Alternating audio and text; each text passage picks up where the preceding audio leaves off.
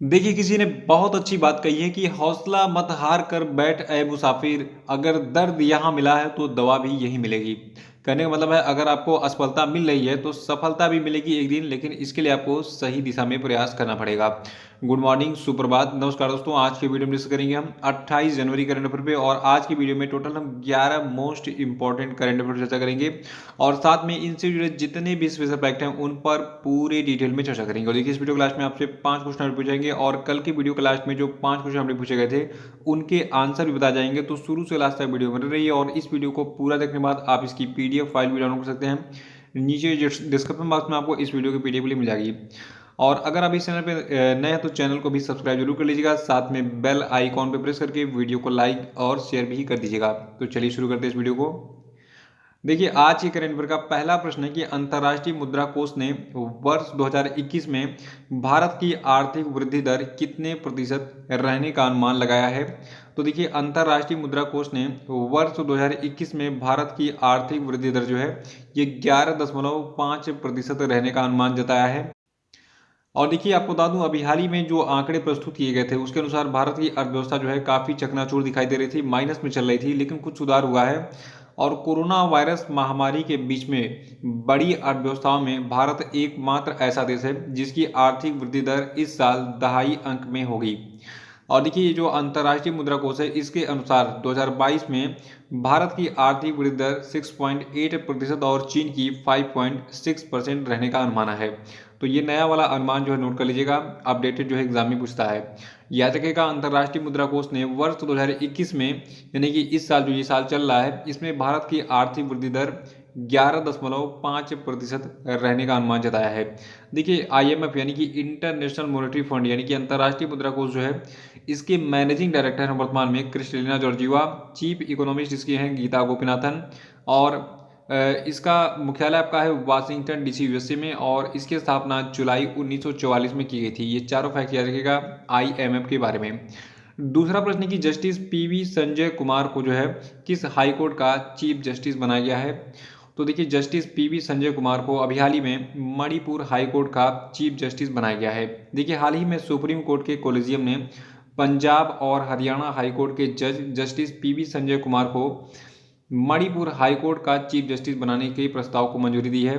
देखिए, जो आपके जस्टिस कुमार हैं इन्होंने 14 अक्टूबर 2019 को पंजाब और हरियाणा हाई कोर्ट में जज के रूप में काम किया था। ठीक है, मतलब ये उस समय जज बने थे। तो उसके बाद से ये जो है अपना काम कर रहे थे, लेकिन अभी इनका कार्यकाल वहाँ से हटा दिया गया है, और अब ये जो है मणिपुर हाई कोर्ट के चीफ जस्टिस के रूप में काम करेंगे। तो दिमाग में फिट कर लीजिए, अभी हाल ही में पीवी संजय कुमार को मणिपुर हाई कोर्ट का चीफ जस्टिस बनाया गया है। और मणिपुर राज्य की बात करें तो देखिए, इसकी कैपिटल इम्फाल है।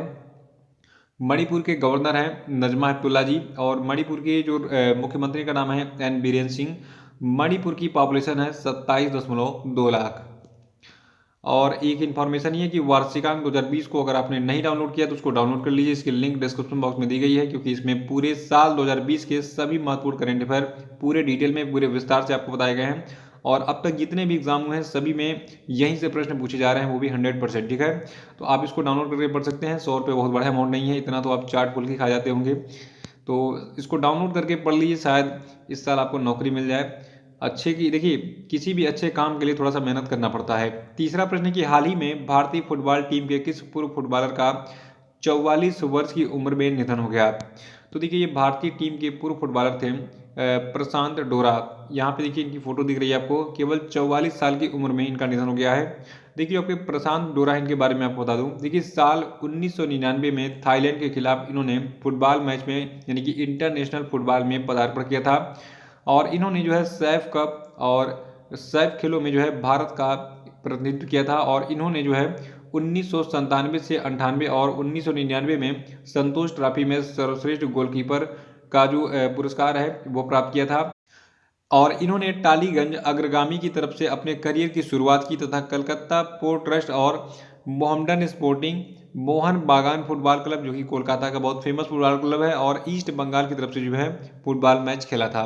तो इनके करियर का मैंने इतिहास बता दिया आपको संक्षिप्त में, इसको याद रखेगा। लेकिन सबसे पहले नाम याद रखना है कि प्रशांत डोरा कौन थे।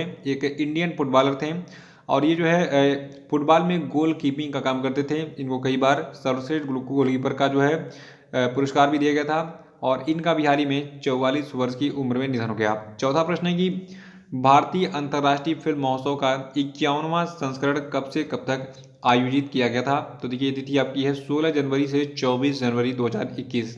16 जनवरी से 24 जनवरी 2021 तक 51वां संस्करण जो है इफ्फी का, यानी कि जो आपका भारतीय अंतर्राष्ट्रीय फिल्म महोत्सव है, यानी कि international film festival of India है, आयोजित किया गया था।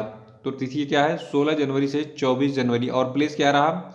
देखिए भारतीय अंतर्राष्ट्रीय फिल्म महोत्सव का जो आयोजन है ये गोवा के पणजी के पास श्यामा प्रसाद स्टेडियम में आयोजित किया गया था। ये स्टेडियम का नाम रखेगा, पिछली बार एग्जाम में जो आयोजन स्थल था उसका एग्जैक्ट लोकेशन पूछा था। तो गोवा की राजधानी पणजी के पास श्यामा प्रसाद स्टेडियम में आयोजन किया गया था international film festival of India के 51वें संस्करण का। देखिए कोविड-19 महामारी के कारण ये महोत्सव जो है ये हाइब्रिड मोड में आयोजित किया गया था। विभिन्न श्रेणियों में 224 फिल्मों में से 50 फिल्मों की भौतिक और वर्चुअल स्क्रीनिंग यहाँ पे की गई थी। और इस बार के कंट्री ऑफ फोकस खंड के तौर पर बांग्लादेश को चुना गया था। इस प्रश्न को घुमा के एग्जाम में पूछेगा कि इस बार जो भारतीय अंतर्राष्ट्रीय फिल्म महोत्सव था इसमें फोकस देश कौन सा था? तो ये देश था बांग्लादेश। और बांग्लादेश की 4 फिल्मों को कंट्री ऑफ फोकस खंड में शामिल किया गया था। देखिए जो आपका इफ्फी पुरस्कार है इसके बारे में थोड़ा सा हम जान लेते हैं डिटेल में, किसको कौन सा पुरस्कार दिया गया, जो मेन एग्जाम में पूछे जाते हैं। ठीक है, देखिए इफ्फी पुरस्कार 2021 में जो है सर्वश्रेष्ठ फिल्म के लिए गोल्डन पीकॉक अवार्ड दिया गया इनटू द डार्कनेस को। सर्वश्रेष्ठ अभिनेता के लिए सिल्वर पीकॉक अवार्ड दिया गया जू चुआन लियू द साइलेंट फॉरेस्ट को। सर्वश्रेष्ठ अभिनेत्री के लिए सिल्वर पीकॉक अवार्ड दिया गया जोपिया स्टेफिएज आई नेवर क्राई को। सर्वश्रेष्ठ निर्देशक के लिए सिल्वर पीकॉक अवार्ड दिया गया चेन नियन को द साइलेंट फॉरेस्ट के लिए। और सर्वश्रेष्ठ डेब्यू निर्देशक का पुरस्कार केसियो परेरा डा सेंटोस को दिया गया वेलेंटीना के लिए। विशेष उल्लेख पुरस्कार कृपाल कलिता को दिया गया ब्रिज के लिए। स्पेशल जूरी अवार्ड दिया गया कामिन कालेव को फरवरी के लिए। और ICFT यूनेस्को गांधी अवार्ड दिया गया आमीन नाइफे के 200 मीटर के लिए। और Indian personality of the year का अवार्ड विश्वजीत चटर्जी को दिया गया। और एक इतालवी छायाकार हैं जिनका नाम है विक्टोरियो स्टोरारो, इनको लाइफ टाइम अचीवमेंट अवार्ड दिया गया इस इफ्फी पुरस्कार 2021 में। ये सारे पुरस्कार इंपॉर्टेंट होते हैं। और लास्ट वाला लाइफ टाइम अचीवमेंट पुरस्कार याद रखिएगा इसको। ठीक है, पांचवा प्रश्न है कि सुभाष चंद्र बोस आपदा प्रबंधन पुरस्कार 2021 किसने जीता है? तो देखिए सुभाष चंद्र बोस आपदा प्रबंधन पुरस्कार 2021 को जीता है राजेंद्र कुमार भंडारी ने। देखिए जो आपके डॉक्टर राजेंद्र कुमार भंडारी है इनको व्यक्तिगत श्रेणी में ये पुरस्कार दिया गया है। देखिए जो आपका सुभाष चंद्र बोस आपदा प्रबंधन पुरस्कार है इसको 2 श्रेणियों में दिया जाता है। पहला होता है व्यक्तिगत श्रेणी, दूसरा होता है संस्थागत श्रेणी। तो व्यक्तिगत श्रेणी के विजेता कौन है? डॉक्टर राजेंद्र कुमार भंडारी। और संस्थागत श्रेणी का जो पुरस्कार है ये दिया गया है पारिस्थितिक और विकास सोसाइटी को। ठीक है, यानी कि सीट्स को। देखिए जब का ये सुभाष चंद्र बोस आपदा प्रबंधन पुरस्कार 2021 है तो इस पुरस्कार स्वरूप संस्थागत श्रेणी के लिए जो है पारिस्थितिकी विकास सोसाइटी को 51 लाख रुपए का नगद पुरस्कार और एक प्रमाण पत्र दिया गया। और व्यक्तिगत श्रेणी के लिए डॉक्टर राजेंद्र कुमार भंडारी को 5 लाख रुपए का नगद पुरस्कार और एक प्रमाण पत्र दिया गया है इस पुरस्कार स्वरूप। तो इसके बारे में ये सारे पॉइंट याद रखिएगा। और इस पुरस्कार के बारे में बात कर लेते हैं। देखिए भारत सरकार आपदा प्रबंधन के क्षेत्र में भारत में व्यक्तियों और संस्थाओं के द्वारा प्रदान किए गए अमूल्य योगदान और निस्वार्थ सेवा को सम्मानित करने के लिए नेताजी सुभाष चंद्र बोस की जयंती यानी कि 23 जनवरी को प्रतिवर्ष सुभाष बोस आपदा प्रबंधन पुरस्कार की घोषणा करती है। और छठवां प्रश्न है कि अंतर्राष्ट्रीय सीमा शुल्क दिवस जो है ये किस दिन मनाता है? तो देखिए अंतर्राष्ट्रीय सीमा शुल्क दिवस यानी कि इंटरनेशनल कस्टम्स डे को मनाते हैं 26 जनवरी को। 26 जनवरी को हम गणतंत्र दिवस मनाते हैं, लेकिन 26 जनवरी को हम और क्या मनाते हैं? अंतर्राष्ट्रीय सीमा शुल्क दिवस।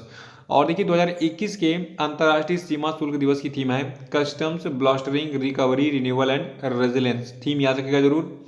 देखिए विश्व सीमा शुल्क संगठन यानी कि वर्ल्ड कस्टम्स ऑर्गेनाइजेशन जो है इसके द्वारा 1953 में इस दिन को यानी कि अंतर्राष्ट्रीय सीमा शुल्क दिवस को मनाए जाने की शुरुआत की गई थी। तब से ये हर साल मनाता है। और आपको बता दूं जो आपका वर्ल्ड कस्टम्स ऑर्गेनाइजेशन है इसका मुख्यालय आपका है बेल्जियम के ब्रुसेल्स में। सदस्यता है 182 देशों के पास। इसकी महासचिव है कुनियो मिकुरिया। और सातवां प्रश्न की हाल ही में किस भारतवंशी को अमेरिका में जोसेफ बाइडेन प्रशासन ने चीफ ऑफ स्टाफ के पद पर अपॉइंट किया है? तो देखिए 4 व्यक्ति अपॉइंट हुए हैं इस पद पर और इनमें से एक का नाम है तारक साहब। देखिए अमेरिका में अभी हाल ही में बाइडेन प्रशासन ने ऊर्जा विभाग में अहम पदों पर 4 भारतवंशियों को अपॉइंट किया है। और इसमें कौन कौन नाम शामिल है मैं आपको बताता हूँ। देखिए, अमेरिकी प्रशासन ने अभी हाल ही में चीफ ऑफ स्टाफ के पद पर तारक शाह को नियुक्त किया है। शाह इस पद पर पहुंचने वाले पहले भारतीय मूल के अमेरिकी व्यक्ति बन गए हैं। और एक महिला हैं तानिया दास, इनको विज्ञान से जुड़े मामलों के विभाग ऑफिस ऑफ साइंस की चीफ ऑफ स्टाफ बनाया गया है। एक और व्यक्ति है नारायण सुब्रमण्यम, इनको ऑफिस ऑफ जनरल काउंसिल में विधिक सलाहकार के पद पर अपॉइंट किया गया है। और एक लेडी हैं सुची तलाती, ये जो है जीवाश्म ऊर्जा से संबंधित विभाग ऑफिस ऑफ फॉसिल एनर्जी में चीफ ऑफ स्टाफ नियुक्त की गई हैं। 8वां प्रश्न की हाल ही में स्पेन और किस देश ने 590 मेगावाट सौर ऊर्जा संयंत्र बनाने के लिए एक समझौते पर हस्ताक्षर किया है। तो देखिए, हाल ही में फ्रांस और स्पेन के बीच में एक समझौता हुआ है 590 मेगावाट की सौर ऊर्जा संयंत्र बनाने के लिए। और यहाँ से कौन कौन से खास पॉइंट उभर कर आते हैं एग्जाम के लिए मैं आपको बता देता हूँ डिटेल में। देखिए, हाल ही में स्पेन और फ्रांस ने जो है 590 मेगावाट सौर ऊर्जा संयंत्र बनाने के लिए एक समझौते पर हस्ताक्षर किया है।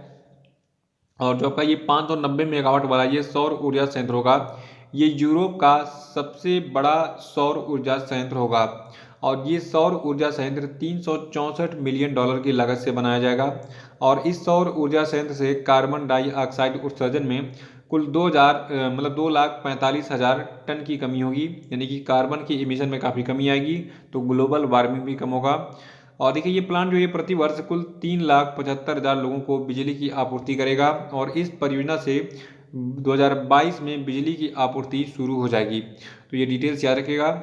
याद रखना कि हाल ही में स्पेन और फ्रांस ने 590 मेगावाट के सौर ऊर्जा संयंत्र बनाने के लिए एक समझौते पर हस्ताक्षर किया है। और ये सौर ऊर्जा संयंत्र जो है बनने के बाद यूरोप महाद्वीप का सबसे बड़ा सौर ऊर्जा संयंत्र बन जाएगा। और इसकी लागत कितनी आएगी, 364 मिलियन डॉलर आएगी। ठीक है, इसको नोट कर लीजिएगा। और 9वां प्रश्न है कि हाल ही में राष्ट्रपति रामनाथ कोविंद ने कितने व्यक्तियों को जीवन रक्षा पदक श्रृंखला पुरस्कार 2020 प्रदान करने की मंजूरी दी है। तो देखिए, हाल ही में राष्ट्रपति रामनाथ कोविंद ने जो है टोटल 40 व्यक्तियों को जीवन रक्षा पदक श्रृंखला पुरस्कार 2020 प्रदान करने की मंजूरी दी है।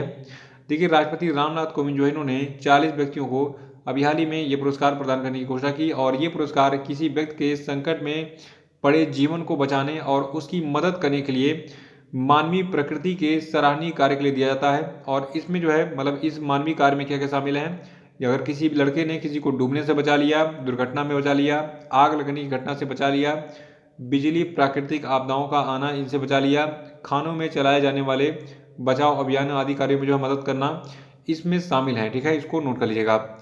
और ये देखिए, एक मतलब इस बार 40 लोगों को ये सम्मान तो दिया जाएगा, लेकिन इसमें एक व्यक्ति को मरणोपरांत ये पुरस्कार दिया जाएगा। और इनका नाम है मोहम्मद मोहसिन। ठीक है, ये केरल से बिलोंग करते हैं। तो केरल के मोहम्मद मोहसिन को मरणोपरांत जो है ये सर्वोत्तम जीवन रक्षा पदक जो है प्रदान किया गया। ठीक है, याद रखिएगा, एक व्यक्ति को इन 40 व्यक्तियों में मरणोपरांत ये पुरस्कार दिया गया है, बाकी 39 जीवित हैं। ठीक है। 10वां है कि 2 एक्सप्रेस वे पर हवाई पट्टी वाला देश का पहला राज्य कौन सा बन गया है। देखिए, उत्तर प्रदेश राज्य में पूर्वांचल एक्सप्रेस वे पर कुरी भर के पास एक नई 3300 मीटर लंबी हवाई पट्टी का निर्माण किया गया है। और इन नई हवाई पट्टी के साथ उत्तर प्रदेश एक्सप्रेस वे पर 2 हवाई पट्टी वाला भारत का पहला राज्य बन गया है। देखिए, इससे पहले देखिए एक और हवाई पट्टी बनाई गई थी, कहाँ पर, उत्तर प्रदेश में लखनऊ आगरा एक्सप्रेस वे पर। और ये दूसरा एक्सप्रेस वे पर बनने वाला हवाई पट्टी है। ठीक है, तो उत्तर प्रदेश में 2 हवाई पट्टियाँ हो गई हैं एक्सप्रेस वे पर। ये बहुत बड़ा अचीवमेंट है। देखिए, एक्सप्रेस वे पर हवाई पट्टी जो है ये आपातकालीन जो फाइटर जेट्स हैं, लड़ाकू विमान हैं, हवाई जहाज हैं, इन सभी की लैंडिंग के टेक ऑफ की सुविधा के लिए जो है डिज़ाइन किया गया है। देखिए, कभी कभी होता क्या है कि अगर लखनऊ से कोई फ्लाइट जा रही है कहाँ, दिल्ली, तो पता चला बीच में इस प्लेन में गड़बड़ी आ गई, तो उसको इमरजेंसी लैंडिंग करनी है, तो ये गांव देहात में खेत में तो जो है उतरेगा नहीं, इसको चाहिए एक प्लेन सरफेस। तो इसी के लिए जो है मतलब इमरजेंसी लैंडिंग के लिए एक्सप्रेस वे को खाली किया जा सकता है। और इसी एक्सप्रेस वे पर कोई भी विमान इमरजेंसी लैंडिंग कर सकता है। तो ये बेनिफिट्स होता है। और मतलब ऐसा तो हर राज्य में होना चाहिए पूरे इंडिया में, ताकि कहीं भी अगर किसी भी प्लेन में कोई भी दुर्घटना जैसी मतलब संकेत मिले, आग लगने जैसी संभावना हो, या फिर कोई इंजन में खराबी हो गई प्लेन में, तो उसको क्रैश होने से बचाने के लिए सबसे बढ़िया है कि उसकी इमरजेंसी लैंडिंग करा दी जाए। और इमरजेंसी लैंडिंग तभी पॉसिबल है जब इमरजेंसी लैंडिंग के लिए प्लेस उपलब्ध होगा। 11वां प्रश्न की जर्मन वाच के ग्लोबल क्लाइमेट रिस्क इंडेक्स 2021 में भारत किस स्थान पर है। तो देखिए ग्लोबल क्लाइमेट रिस्क इंडेक्स 2021 में भारत 7वें स्थान पर है। इसको तो देखिए जर्मन वॉच के ग्लोबल क्लाइमेट रिस्क इंडेक्स में भारत जो है ये 7वें स्थान पर है। देखिए आपको बता दूं जो आपका ग्लोबल क्लाइमेट रिस्क इंडेक्स 2021 है, ये इस वार्षिक रिपोर्ट का 16वां संस्करण है और इसमें सन 2000 से लेकर 2019 तक के उपलब्ध आंकड़ों को ध्यान में रखकर इस रिपोर्ट को बनाया गया है। यानी कि सन 2000 से 2019 तक का जो आंकड़ा है उसको लपेटा गया, लपेट के एक मतलब नया आंकड़ा बनाया गया कि कहाँ किस देश में सबसे ज़्यादा रिस्क आए, ठीक है, क्लाइमेट के कारण। देखिए इस रिपोर्ट के अनुसार 2019 में भारत में मानसून सामान्य से एक अधिक महीने तक जारी रहा। यानी कि अगर 3 महीने बारिश होनी चाहिए तो ये 4 महीने बारिश हुई इंडिया में इस साल। और देखिए इसमें जो आपका मोजाम्बिक, जिम्बाब्वे और बहामा है, ठीक है, ये 2019 में क्रमशः 3 सबसे क्लाइमेट प्रभावित देश थे। तो इसको नोट कर लीजिएगा। और इसमें और क्या क्या बातें कही गई हैं, देखिए जून से सितंबर 2019 की जो अवधि रही, इस रिपोर्ट में बताया गया है कि इस अवधि में लंबी अवधि का जो औसत है ये 110% दर्ज किया गया। और इस रिपोर्ट में बताया गया कि भारी बारिश के कारण भारत में भयंकर बाढ़ भी आई, जिसके परिणाम स्वरूप 14 राज्यों में कुल 1800 लोग मारे गए और बाढ़ से 8 मिलियन लोगों का विस्थापन भी हुआ। और आपको बता दूं इस रिपोर्ट के अनुसार भारत में 8 उष्णकटिबंधीय चक्रवात भी आए। इस रिपोर्ट में बताया गया है कि अत्यधिक गंभीर चक्रवात फेनी ने 28 मिलियन लोगों को प्रभावित किया और भारत और बांग्लादेश में इसके कारण 90 लोगों की मौत भी हो गई थी। देखिए 2000 से 2019 के बीच में वैश्विक स्तर पर कुल 11,000 से अधिक चरम मौसम की घटनाओं का प्रत्यक्ष परिणाम के रूप में जो है लगभग मतलब इसके प्रत्यक्ष परिणाम के रूप में लगभग कुल 4,75,000 लोग जो है ये अपनी जान गंवा बैठे। यानी कि इतना बड़ा आपदा आया कि 4,75,000 लोगों की जान चली गई मौसम यानी कि क्लाइमेट के परिवर्तन के कारण। और सन 2000 से 2014 की अवधि के लिए चरम मौसम की स्थिति के कारण लगभग 56 ट्रिलियन अमेरिकी डॉलर की क्रय शक्ति क्षमता का आर्थिक नुकसान भी हुआ। और इस रिपोर्ट में ये भी कहा गया है कि वैश्विक स्तर पर लगभग 8 मिलियन लोग जो है ये मानसून से प्रभावित थे, जिसके परिणाम स्वरूप 10 मिलियन अमेरिकी डॉलर की आर्थिक क्षति भी हुई। तो इस रिपोर्ट में जितनी बातें कही गई जिससे प्रश्न एग्जाम में बन सकते हैं मैंने आपको बता दिया है, इसको नोट कर लीजिएगा। और अब हम बात करेंगे आज के सभी क्वेश्चन अपडेट पे। देखिए आपके लिए पहला प्रश्न है कि भारत ने 2021 में किस क्रम का गणतंत्र दिवस मनाया, इसका उत्तर बताइए। और आपको ये प्रश्न का उत्तर देना है कि इस साल गणतंत्र दिवस 2021 में भारत के चीफ गेस्ट यानी कि मुख्य अतिथि कौन है, बताइए जल्दी से, देखते हैं कितने लोगों को पता है। दूसरा प्रश्न आपके लिए कि 2021 में कितने लोगों को पद्म पुरस्कारों से सम्मानित किया गया। देखिए कल मैंने पद्म पुरस्कार के बारे में बहुत डिटेल बताया था, पद्म भूषण, पद्मश्री और पद्म विभूषण पुरस्कार किसको किसको दिया गया, कितने लोगों को दिया गया। तो कल का वो लिस्ट जो है देख के उसको नोट कर लीजिएगा, उसको 4-5 बार पढ़ लीजिएगा, रिवाइज कर लीजिएगा, बार बार देख के एग्जाम में वो पूछा जाएगा। और कल के वीडियो में केवल 2 ही प्रश्न मैंने बताए थे क्योंकि दूसरा प्रश्न बहुत ही लंबा था और उसी में लगभग 20 मिनट लग गया। और अब हम बात करेंगे कल के सभी क्वेश्चन अपडेट के सेक्टरों की। देखिए कल क्वेश्चन अपडेट का पहला प्रश्न है कि राष्ट्रीय मतदाता दिवस किस दिन मनाता है, तो ये 25 जनवरी को मनाता है। और दूसरा था कि भारतीय राष्ट्रीय पर्यटन दिवस किस दिन मनाता है, तो ये 25 जनवरी को मनाता है। और किस राज्य सरकार ने हाल ही में पंख योजना लॉन्च की है, तो उसको मध्य प्रदेश सरकार ने लॉन्च किया है।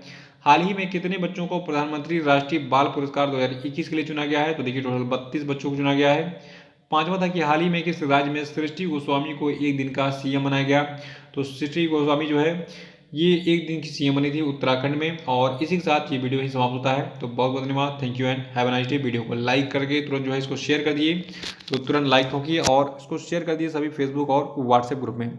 धन्यवाद।